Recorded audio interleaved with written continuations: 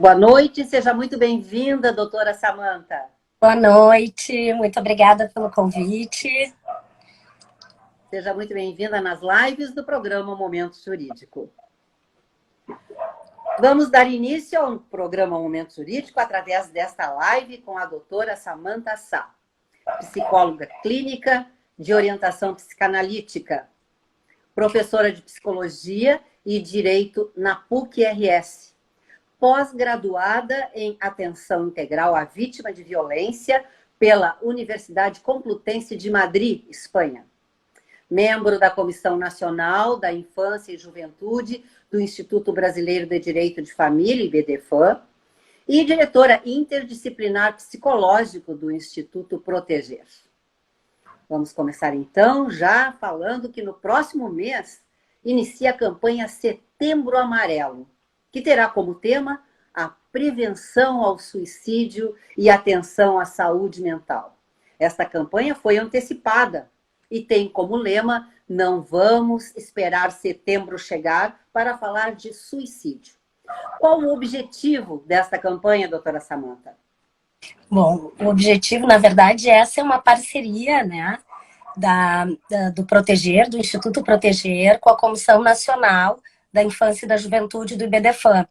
E a nossa ideia é que possamos falar sobre o suicídio, sobre o comportamento suicida ao longo de todo o ano. Por isso antecipamos a campanha, então, né, essa parceria, dando continuidade já, né, ao Setembro Amarelo, na intenção de iniciar antes a falar um pouquinho sobre o comportamento suicida, né? O objetivo, na verdade, é informar pais, responsáveis e a população em geral sobre fatores de risco que levam alguém a cometer o suicídio, né? Poder debater essas questões e, além dos pais, a escola também, porque muitas vezes é na escola, né, que alguns sintomas ou alguns sinais costumam aparecer. E também na intenção de quebrar com o tabu sobre a temática do suicídio, né? Muitas pessoas ainda pensam que falar sobre suicídio incentiva as pessoas a cometer suicídio, o que não é verdade, né? Pelo contrário, poder falar de maneira franca e aberta sobre a temática auxilia as pessoas a procurar ajuda, né? A própria Organização Mundial da Saúde traz que, se houvessem campanhas que pudessem, né, abarcar um número maior de pessoas e mídia, se poderia prevenir em torno de 90% dos casos. Uma pesquisa feita pela Universidade de São Paulo, a USP, aponta o aumento de 24% em casos de suicídio de adolescentes nas 6 maiores cidades brasileiras. Quais as razões que motivam esta realidade, doutora Samanta? Na verdade, os índices de suicídio, esse é um dado interessante, né? Porque nos últimos 20 anos caíram em torno de 36%, segundo a Organização Mundial da Saúde, no mundo inteiro. Sim. No entanto, no Brasil, essas taxas vêm aumentando, principalmente entre crianças e jovens, né? O que eu penso? Infelizmente, as campanhas de prevenção aqui não são tão expressivas como em outros países, né? E acho que também vem essa questão de ainda ser um tema tabu. E vou te dizer que, inclusive, entre os profissionais da área da saúde mental, não é só na população em geral, né? Então, eu acredito que nos faltam campanhas. E por isso, então, mais uma vez, né, na próxima semana, dia 12, no Instagram do Instituto Proteger, nós vamos fazer uma primeira live, eu e a doutora Melissa, justamente para alertar sobre essas questões. Lembrando que a doutora Melissa Teles Baruffi, ela é presidente do Instituto Proteger e da Comissão da Infância e Juventude do IBDFAM e está nos acompanhando com certeza. Com certeza. O suicídio infantil, doutora Samanta, é um problema de saúde pública e necessita um olhar atento e cuidadoso da nossa sociedade. Como o Instituto Proteger trabalha essa questão? Através de iniciativas como essa, né? De ações em parceria, então, né, com o IBDFAM, o Instituto Proteger, fortalecendo a rede.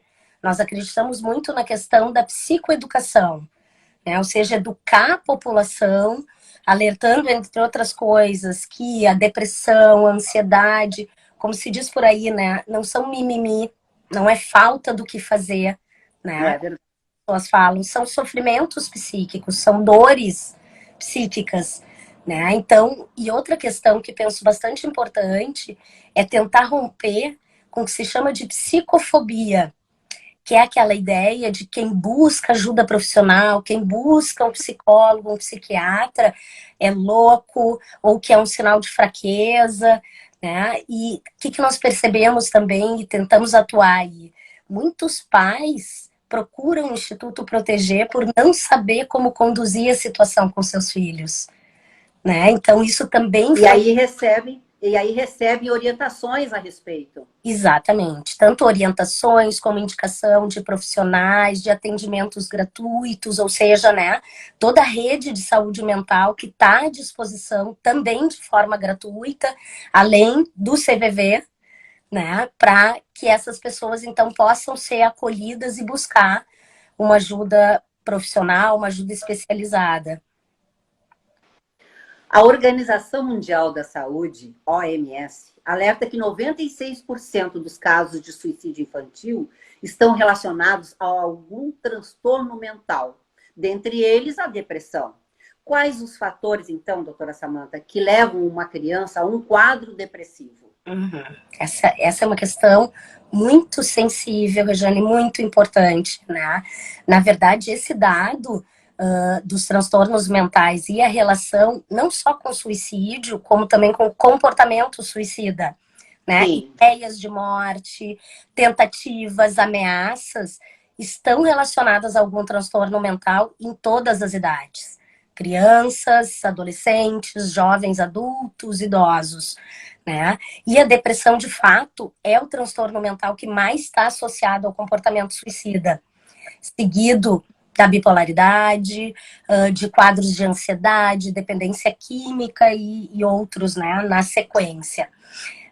Agora vem uma questão bem importante, né, porque a depressão, como qualquer outro transtorno mental, é uma combinação biopsicossocial.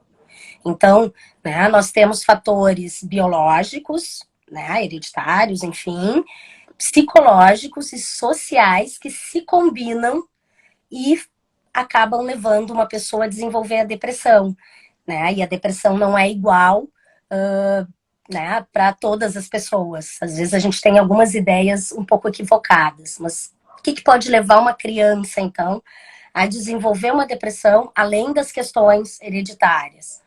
Eu acho que uma questão muito importante é a família. Então, famílias disfuncionais, né? Um ambiente de brigas, discussões, ou que há Separação dos pais também ocasiona, né, uma depressão muito grande nos filhos. Sim, até pela imaturidade de não saber como lidar com a situação, né? Então, assim, outra questão muito importante é a violência doméstica, tanto contra a mulher, né, como porque muitas pessoas pensam, ah, não, se a violência é contra a mãe, a mulher, pelo menos a criança não está sofrendo violência. No mínimo, Regiane, ela está sofrendo uma violência psicológica.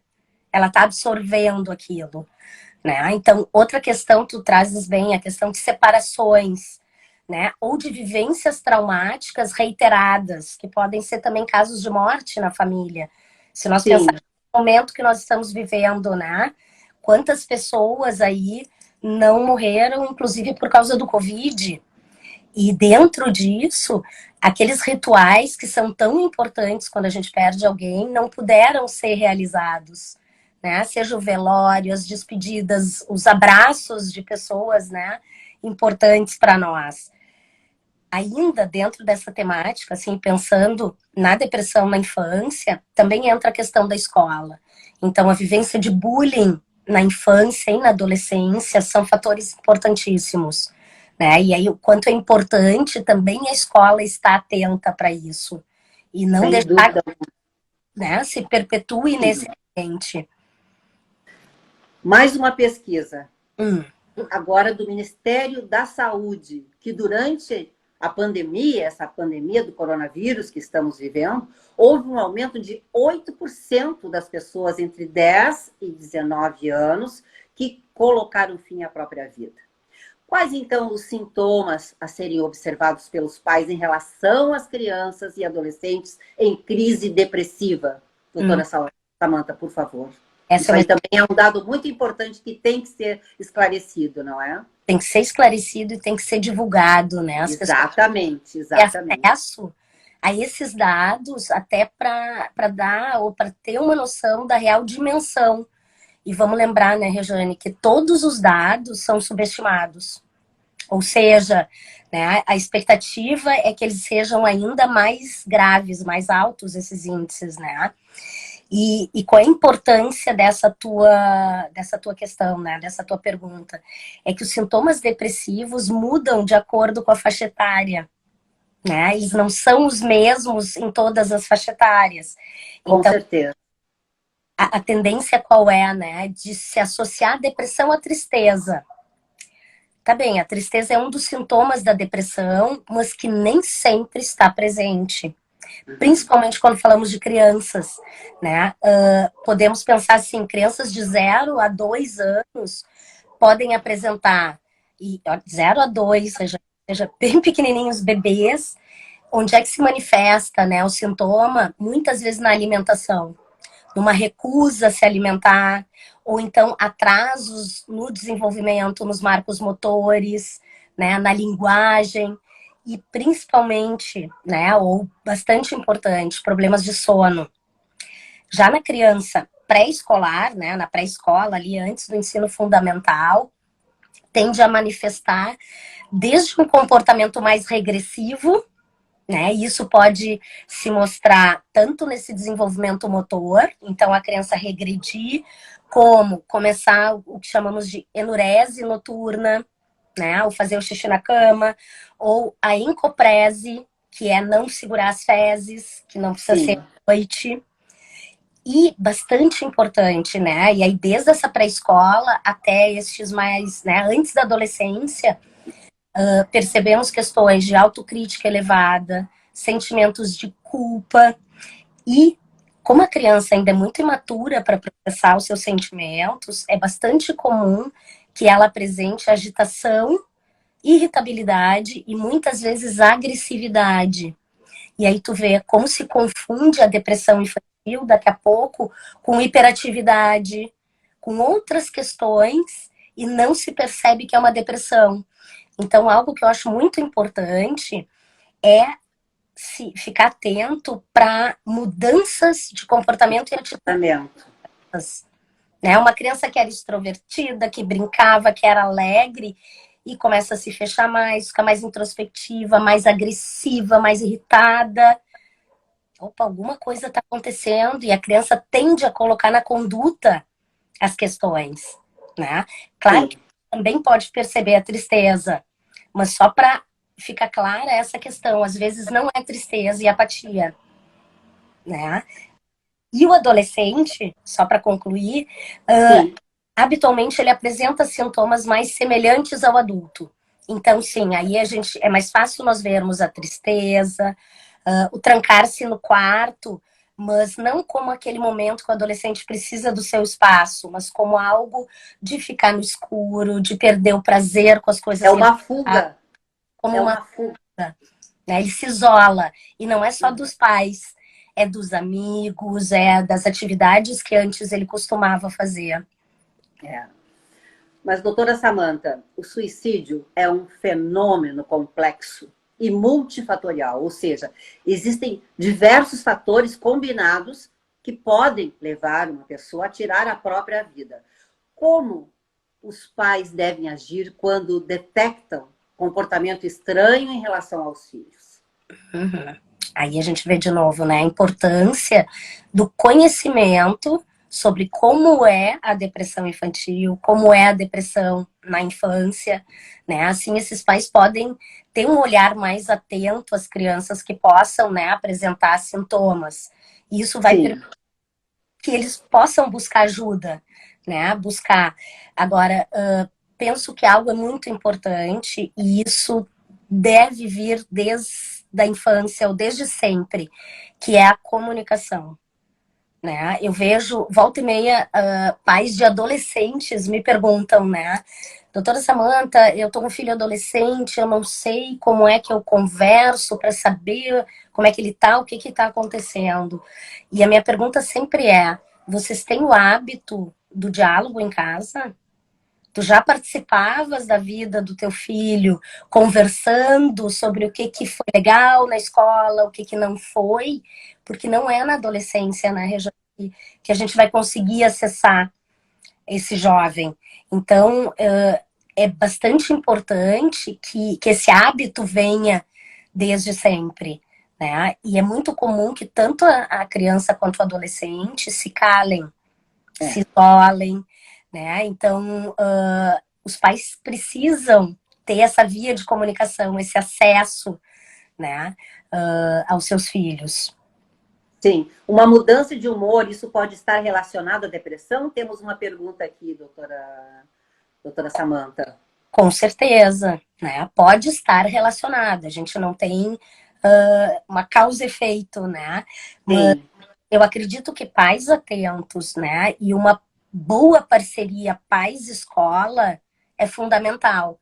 Porque, assim, o transtorno mental, seja ele qual for, a depressão, a ansiedade, enfim, qualquer um deles, quanto mais precocemente a gente puder identificar, melhor a evolução, o prognóstico, como uma doença física.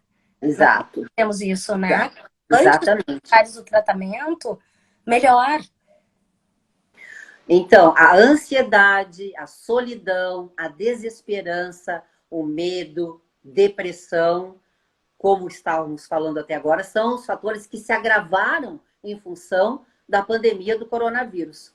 Quais as medidas urgentes que devem ser tomadas junto à população, no seu entendimento? Uhum. Isso vale para todas as faixas etárias também, né? Não só para crianças. Não só, exatamente. Uhum. Eu tenho costumado dizer o seguinte, né? E que muitas vezes não nos damos conta, que nós estamos vivendo um momento de distanciamento social, não afetivo. Né? Então, a importância de nós mantermos a proximidade, mesmo que via, né, uma chamada de vídeo. Exatamente. Poder conversar com as pessoas, ligar, saber como é que elas estão. Né? Então, manter esses vínculos. Isso é muito importante, muito importante. Assim, tem muitas pessoas que não estão fazendo nem isso, né? Exatamente. Tem muitas pessoas que se isolaram completamente, nem ligam, não fazem muito menos chamadas de vídeo. E aí aumenta cada vez mais a depressão e esses casos se tornam mais frequentes, com certeza. Exato. Mas, doutora Samantha, lembramos que o programa Momento Jurídico tem um oferecimento de Zafari Bourbon, Economizar é Comprar Bem, Icatu Seguros, Vida para Toda a Vida, Caixa de Assistência dos Advogados da OAB-RS e a APMPA, Associação dos Procuradores do município de Porto Alegre. 10 de setembro é celebrado o Dia Mundial de Prevenção ao Suicídio. E a Comissão da Infância e da Juventude do IBDFAM, a qual a doutora Melissa é presidente, e também o Instituto Proteger, juntos estão organizando essa campanha. Doutora Melissa, um grande abraço, muita saudade. Em breve estaremos também conversando por aqui, por este canal, né, que torna as pessoas mais próximas, né, e que torna também com que as pessoas fiquem sabendo de assuntos tão importantes como estes. E nós estamos sempre à disposição. Vão ser realizadas lives Proteger pela Vida. Gostaria que a senhora falasse a respeito, porque isso aí é muito importante, porque vão tratar com pessoas especializadas no assunto, não é, doutora Samantha? Exato. Nós vamos fazer durante todo o mês de setembro, então, todas as quintas-feiras, às 20 horas, uma live com diferentes profissionais. Já temos alguns nomes confirmados, né? Mas ainda estamos confirmando os outros, mas todos especialistas na temática, que trabalham no seu dia a dia com o suicídio, né, com o comportamento suicida, na intenção, e eu acho que essa é a grande questão, né, que eu falava lá no início, de nós alcançarmos o público em geral, não somente profissionais da área, né? A intenção é falar com pais, com familiares, com todas as pessoas envolvidas, né, na escola, porque também é muito importante que a escola esteja muito atenta, né? A gente sabe que muito acontece fora do olhar dos pais, né? Exatamente, exatamente. Essa é a nossa intenção. Mais alguma coisa a declarar, a destacar, doutora Samantha? Eu só tenho a agradecer, né? E te agradecer também pelo convite e por esse espaço, porque também a intenção é essa, né? Nós conseguirmos alcançar cada vez um número maior de pessoas dessa maneira, né? Fundamentada, falando sério e objetivamente sobre o assunto, e não só esse, né? Tantas temáticas que estão relacionadas à proteção, né, de pessoas vulneráveis, sejam crianças, adolescentes, mulheres, idosos. Então, agradeço muito o espaço e o convite. E nós que agradecemos a sua participação, a primeira de outras lives que virão, com a sua participação e também da doutora Melissa Teles Baruf. O Rogério Nostran, que é o diretor do programa Momento Jurídico, manda um grande abraço e também agradece a participação de vocês. Da doutora Samantha aqui comigo e da doutora Melissa, nossa grande amiga querida. Muito obrigada. Até a nossa próxima oportunidade. Um excelente final de semana. Obrigada. Obrigada a todos que participaram conosco, não é, desta live. Foi um prazer. Boa noite. Boa noite.